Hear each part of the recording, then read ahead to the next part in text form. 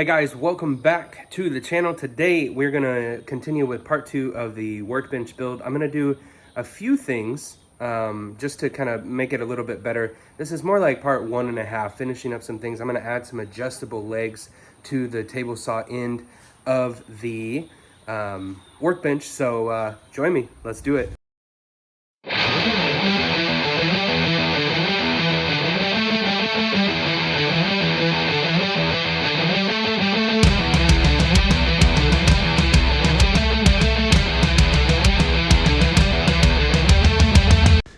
So what I'm doing here is I'm trying to make my own adjustable legs, and the reason that I'm wanting to do that is because it's kind of a taller place within the Workbench, and so I'm trying to avoid, or I was trying to avoid having to buy and modify some other ones, but ultimately this did not work out. The whole reason that I'm showing it is so you can see what I did and know that I would definitely not recommend this method for you to do on your own Workbench. Don't make your own adjustable legs. Just buy what you can and figure it out from there, or adjust your Workbench accordingly.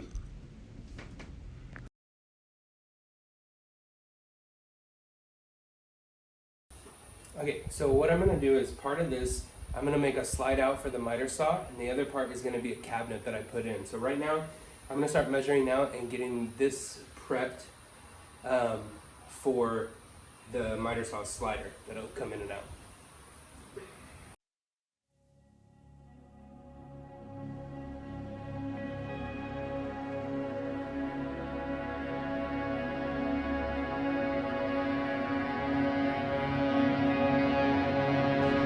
Next up, we cut down the supports for the drawer slides to go onto.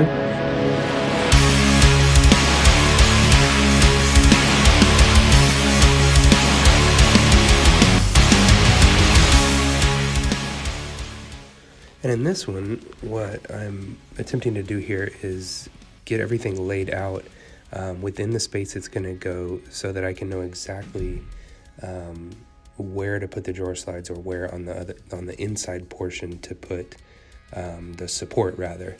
And so I lay it out here, make sure it's not too snug so that the drawer will glide freely, and then I'm just going to put the support down on the inside piece.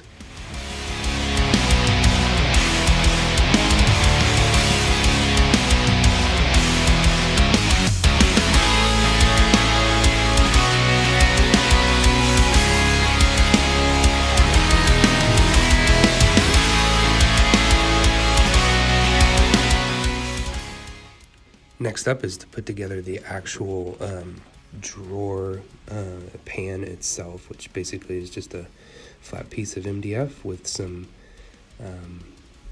side pine pieces on the sides, front and back. I'd used glue and finish nails. I started, you could see, to use my larger gauge nailer, but it wasn't seeming to work very well for me, so something's up with it. But I'm going to make the tray, and after that we'll go to fitting it into the space. Quick note within this, if you are trying to do something like this for your specific application, just note that I'm making up my dimensions as I go, basing it off of my miter saw. You can see here, which you'll notice later, that I actually kind of have to adjust this. I'll explain that as we go.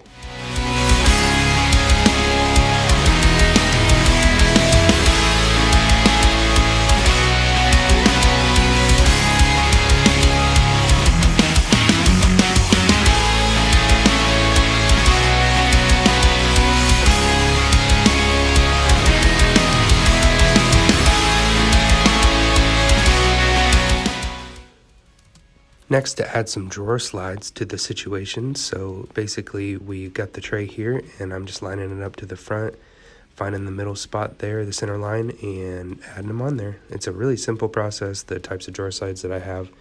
And then after that, we'll add the corresponding parts into the tray.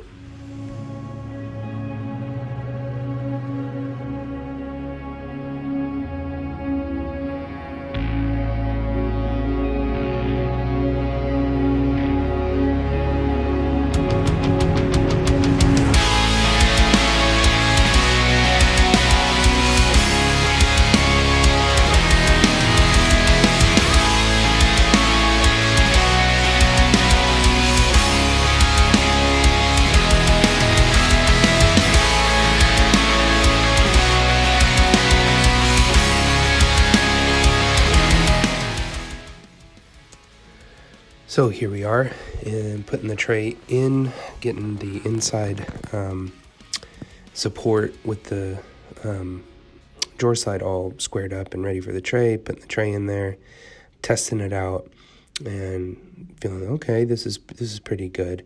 And then coming up is going to be my realization that something went very wrong. I'm feeling it's a little too sticky. It's supposed to be sticky when you first put it in, but it was way too much, and I'm kind of thinking, what's happening right now? And so I go to try again. I move it over a little bit, thinking it was too squeezed from side to side. It's still really sticky. And so then I'm going, I don't really know what's going on. I'm not really understanding. These are really tough drawer slides, so I'm going to try to push it real hard to get it to go in. You'll see me struggling right here. This is my emotional breakdown in the middle of a project. It usually happens every time. All right, so I've got to go back. And here I realize something's wrong. Right now.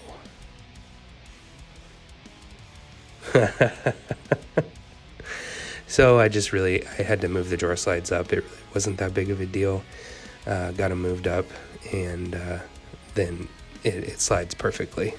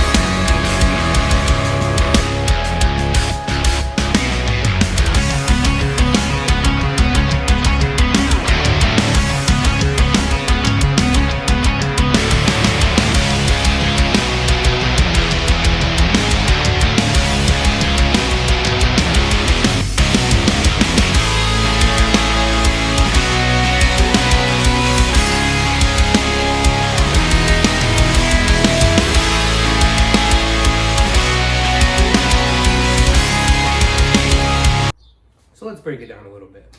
This build went very well. Ultimately, it was very simple. Made a tray that the miter saw will fit on. I used some leftover drawer slides that I never used. I was going to use in my kitchen, but I never used, and so I've always just kept them. And I decided to use them on this. So I just built it in to the base of the workbench. This was kind of a priority to get underneath. The other side, like I've already mentioned, which may or may not be part 3, is meant to be a parts organizer, drawer slide deal thing. Too. And so I am really excited with how this turned out. Let me know down in the comments what you think. I tried to get better shots. I've had some feedback on some of the other videos of like I don't show enough of my work, so I've tried to get some better shots. Again, always trying to improve on this. I really enjoy doing this. This is kind of fun. I've seen some growth on the channel. Obviously 130 subscribers at this point. Could be something to scoff at, but honestly it's not really why I'm doing it. So it's just really kind of a fun hobby for me. I'm learning and enjoying the process of doing so. So let me know in the comments kind of what your thoughts are. I'm pretty certain what I want to do with this workbench, but if you guys have any good ideas, I'd love to hear them. I probably will use this space underneath the table saw portion for something at some point, and such as. So with that, thanks so much. Really appreciate everybody who is subscribed, who likes the videos, and supports the channel that way. Look forward to the next video. See you next time. Can you guys shut up? Shut up. Shh. Oh.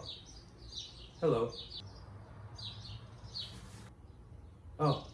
Hello.